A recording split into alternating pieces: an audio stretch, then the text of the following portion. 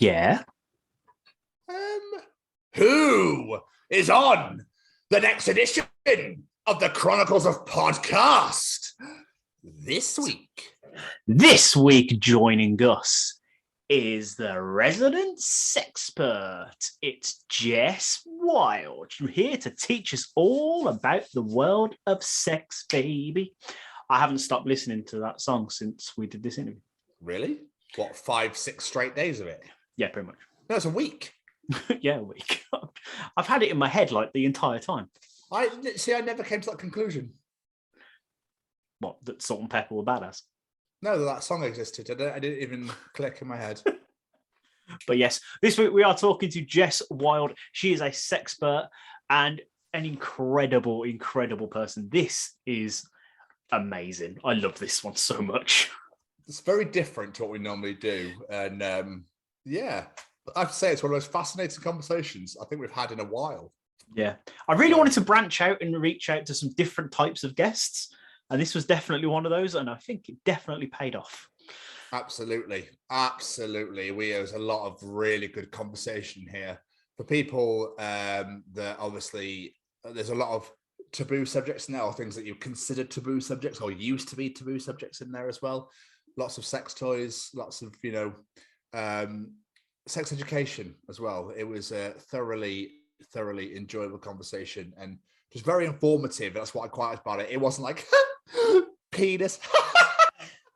It wasn't ridiculously childish in it, which is what I'm very proud of both of us.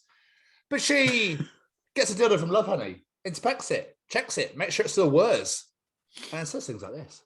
But you're looking around your house thinking, right, what can I? Oh, there you go. That's why have you even got a live bomb in your house anyway? Like, why is this just on the mantelpiece? Like, waiting to I don't understand. Like, I have more forgiveness of one guy, one jar. Honestly, I have more. Oh, please no. Recovered from that, or 2 girls and 1 cup, please. Oh god, yeah, which is worse? I just don't know. But both of those instances, they can at least explain why they had the objects in their house. Why have you got a fucking World War II bomb in your house? I don't understand. And then she says to you, always, always, always, make sure if anything's going at the bottom, it has a base. And says things like this. I learned a lot about what some people might think of as being like extreme sex play or whatever, I guess.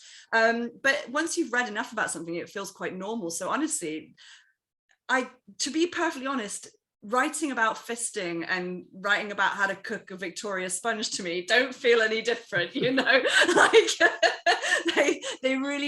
they just don't feel that different. In fact, I'd be more comfortable writing about fisting because I feel like I know more about it than I do about baking. Really, in all honesty. Just don't do them both at the same time. Yeah, maybe those things are separate hobbies. Yeah. And then she gets a call from the contractor and the landlord. One of them's fallen over a dildo at her house. She apologizes, tells her to be careful of the others, and then says things like this. And I don't believe that necessarily, staged sex scenes should be more accurate. I'm very happy for there to be a place for fantasy. Like it's written as a fantastical story. In an ideal world, yes, people would come in 3 seconds from touching their clit for like glowing over. Yeah, that would be what in an ideal world, wouldn't that be magical? But the reality is, orgasm. That's right, guys. The Chronicles of Jess Wilde, out this Friday at 6 p.m. UK time. Be there or be cylindrical, like a butt plug. Is that cylindrical? I don't know. I can't think what the shape is called.